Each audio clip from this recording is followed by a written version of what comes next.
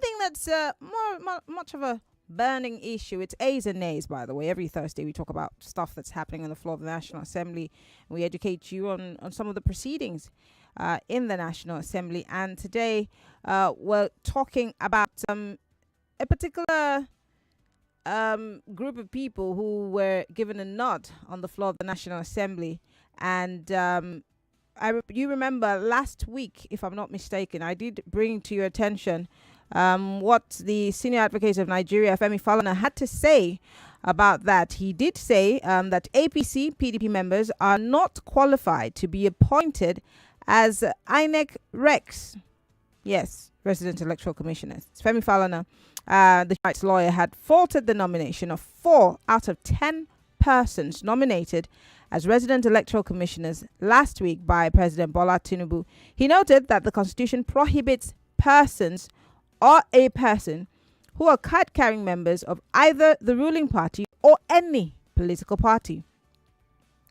So he did say that there are some in some sections of the Constitution that back up this claim by the senior advocate of Nigeria. In fact, he said by combined effect of Section 154, subsection 1 of the Constitution and paragraph 14 of the third schedule of the Constitution, it says there shall be for each state, I beg your pardon, of the Federation and the Federal Capital Territory, a resident electoral commissioner who shall be appointed by the president and shall not less than 40 years of age. In other words, the person cannot be less than 40 years, so 40 and up. Now, in addition, it also said that the person shall not be of questionable integrity and non-partisan. Underline the word non-partisan. Thus, in order to guarantee the credibility of elections, persons who are loyal to any of the registered political parties shall not be appointed as INEC commissioners and resident electoral commissioners. However, he said that they confirmed that 4 out of the 10 persons nominated as resident electoral commissioners last week by President Bola Tinubu were members of political parties, carrying members of political parties. My guest is joining us via Zoom. He can hear us and turn on his camera. He is the Deputy Director for SERAP, Mr. Oluwadare. Thank you very much, Mr. Oluwadare, for joining us. If you can hear, welcome to Hard Facts. Good evening. Good evening. Is it possible for you to turn on your camera? I'd like to see you. Just give me a second, please. All right, great. So Kolawole, Oluwadare and SERAP put up a post, and I want to read that post by SERAP. I saw it on Twitter, and this is what they said. We're finalizing court papers to sue the Tinubu administration and Nice Senate over the appointment of at least 3 card-carrying members and loyalists of the ruling AC as commissioners for INEC. And then they added, something saying, please indicate if you would like to join the suit. And so Kolawole Oluwadare is here. Thank you for joining us. Like I always tease you, you are the number one when it comes to laying these suits on the federal government, different other arms of government, for what you're doing. But let's talk about the meat of this. Falana spoke about this issue, and here you are instituting a suit against the federal government. First and foremost, what do you hope to achieve? Thank you very much. The aim, as always, about governance. This is not political. It is to ensure that the democratic process of even electing people into offices, appointing people in the offices, follows the principles of the rule of law. That is the law that has been established already. And in this instance, the laws are very clear. In fact, one need not be a lawyer to understand the provisions of the law in this instance. That is Section 156 of the Constitution. And almost as if the Constitution and the these instances like this, it is even mentioned twice. It was mentioned again in the third schedule, paragraph 14 of the same Constitution, again emphasizing the need for those who will be officers and commissioners in this instance, INEC, not to be partisan, not to be members of the political party. And one would understand the need for this.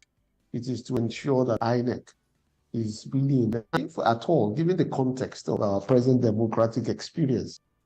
INEC needs to demonstrate. It is not enough for INEC to claim it is independent. INEC needs to demonstrate to Nigerians that it is really independent. And these kinds of appointments, whether it is even real or perceived, needs to be done away with. Given our experience, we don't need INEC with this kind of badges of to any of the political parties. So our aim is to ensure that democracy and rule of law that guides the practice of democracy is followed by the president.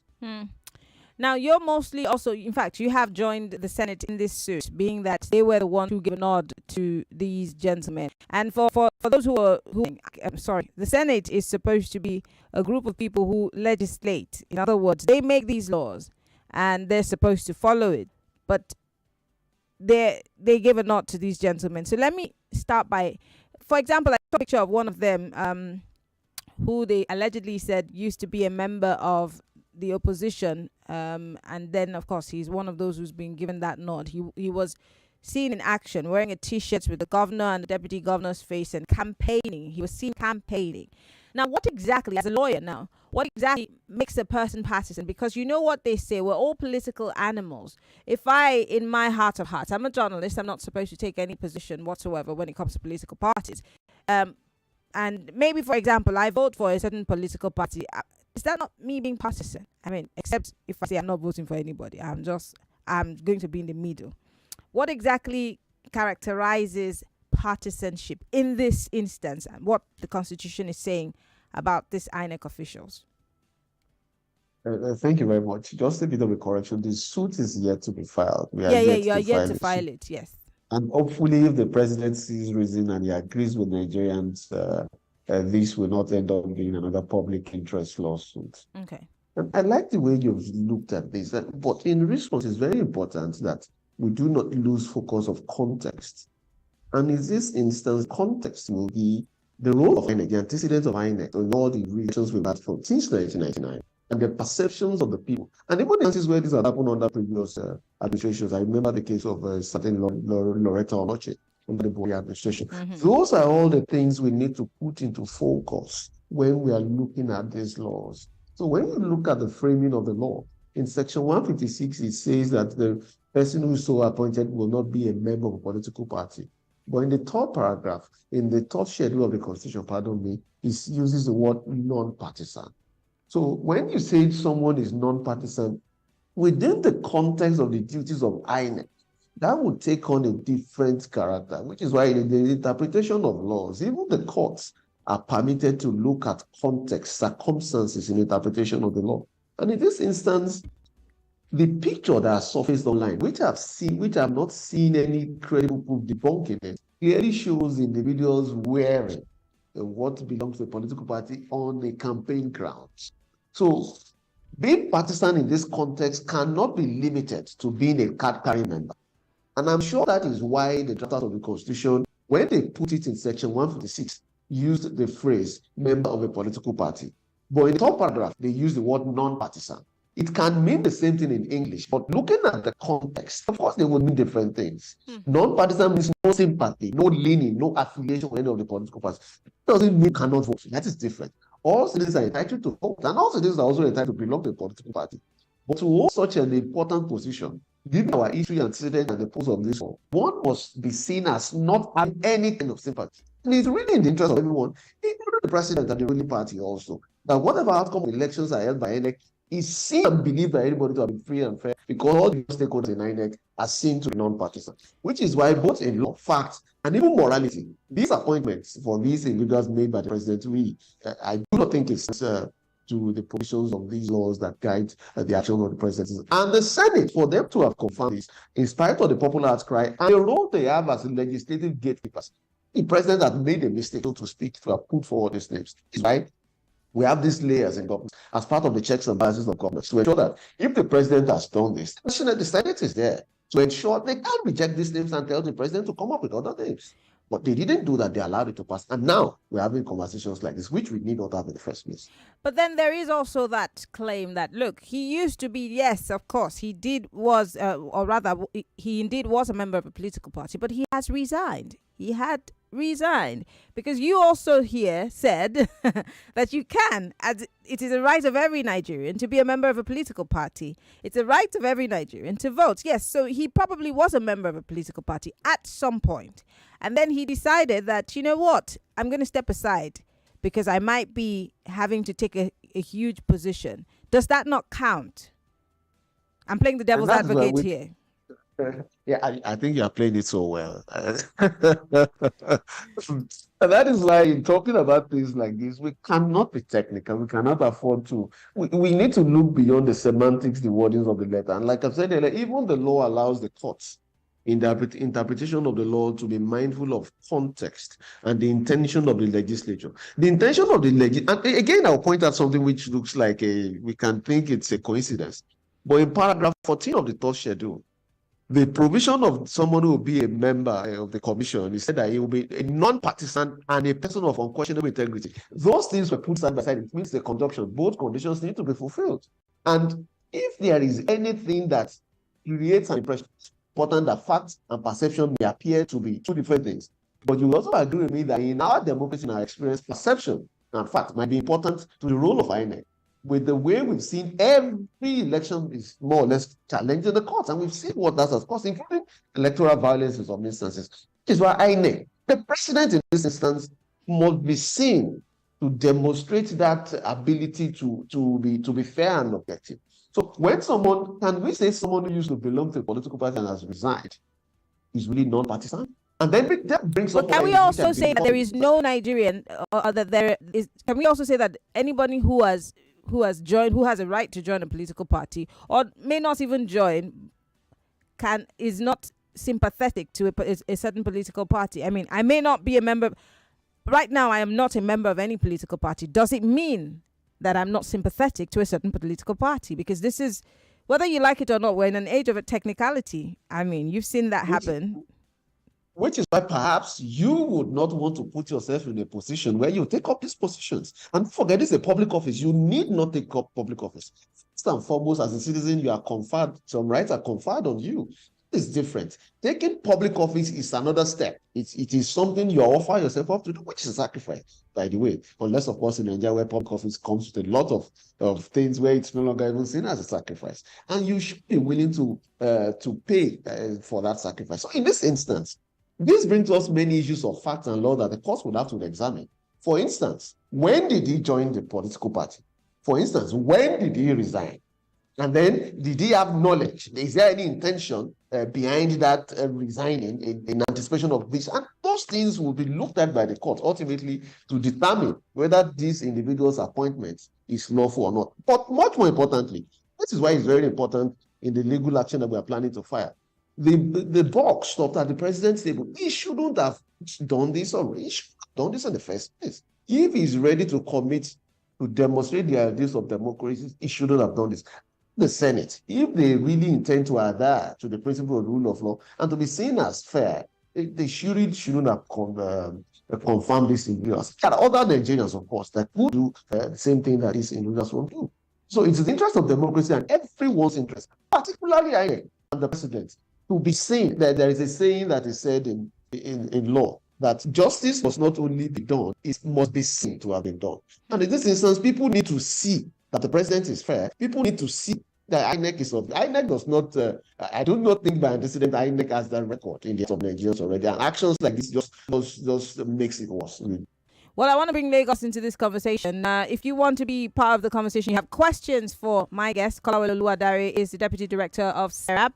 And of course, SERAP is instituting a suit against the federal government and the Senate. Yes, because they have accused them of allowing Partisan people to hold offices in INEC. Join the conversation. 0700 993 993 993. That's 0700 993 993. If you're a lady, call 01 465 7190. I would like to hear from you. All right. Hello. Welcome to Hard Facts. Good evening, Maria. Pastor Ladipo. Thank you. My question to your guest, is there any institution that these politicians have not infiltrated? That is one. You see, the reason why they will not step down those people is to perfect for the next election. Because I discovered that the only thing Nigerian politicians prepare for is the next election. is the next election. They don't prepare for governance. They only prepare and put every machinery in place to make sure they remain in office. Because I don't see the reason why a referee who used to be a Man U supporter, overnight he becomes a referee and he wants to officiate a match involving Man U. Who will accept? Nobody now. Okay. Common sense tells us that this is the game, and that is how it has done. Okay. If you watch it, see, Mariam, even some security agencies, some of them become partisan since this inception of this Fourth Republic. Okay. Thank you. Thank you very much, Pastor Ladipo. We'll take one quick call and then we'll let you speak, Kolawole. Hello. Hello, Auntie Mariam. Good afternoon. Yeah. Turn off your radio. Turn off your radio. Turn off your radio quickly, please. Okay, I've done that. Go ahead. Is it better now? Yes, go ahead, quickly. I want to say a very big thank you to SERAP. They should do more. We are now seeing the ruling of India Means of Uganda in Nigeria. We have a lot of India Means in Nigeria, in Imo State, in the Kogi State. We are just like the children of Israel in the land of Egypt. This is a clear picture. And we keep on talking.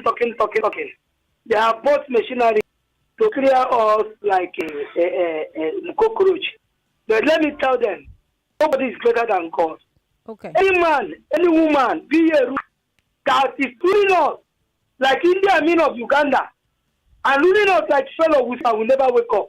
That is our prayer. All right. Thank you very much for calling. I'll take one more call. Hello. 60 seconds is what you have. Welcome to the show.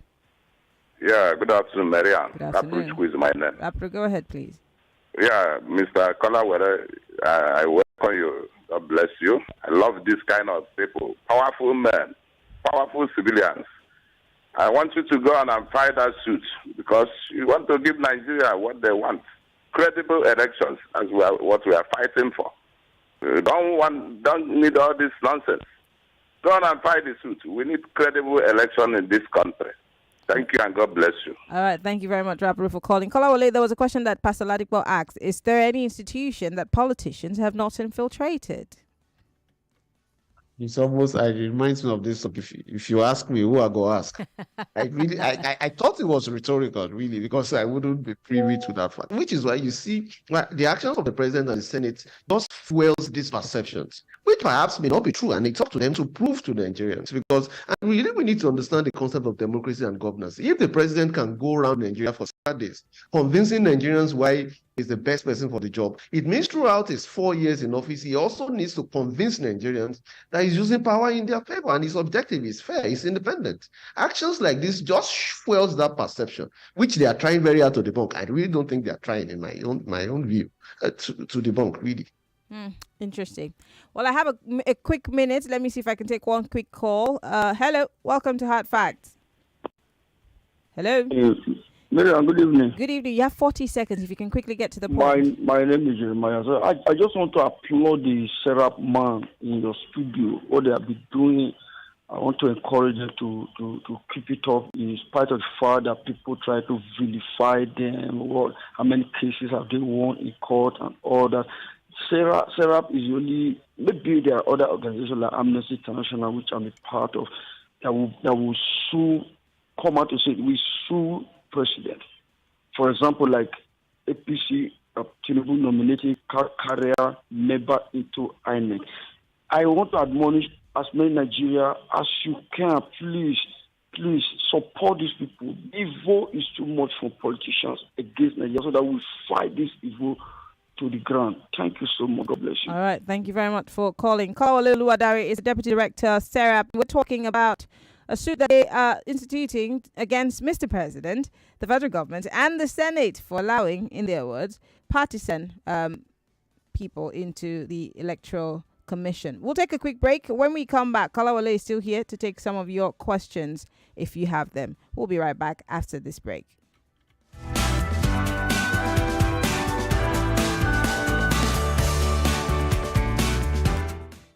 So Lagos, if you've been thinking about relocating abroad,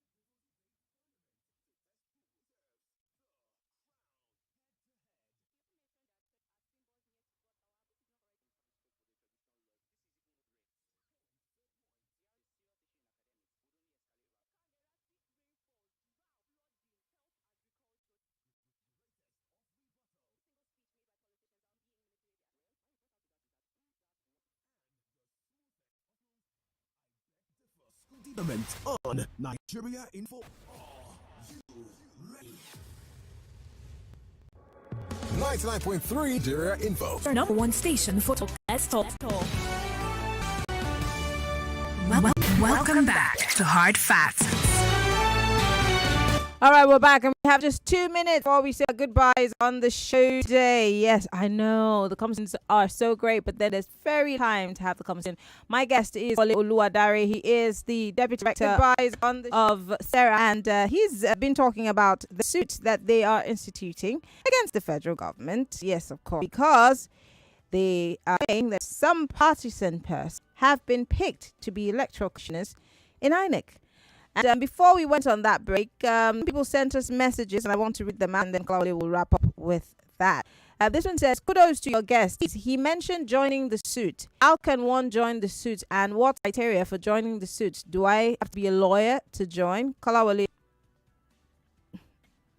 No, not at all. It's just any Nigerian. It's just a bit to make it representative. It's a public interest litigation lawsuit. You can do that on our X handle at SERAP Nigeria, or just by sending an email to info@serap-nigeria.org. So it can be done on X, formerly Twitter, at SERAP Nigeria as the handle, or you can send an email to info@serap-nigeria.org.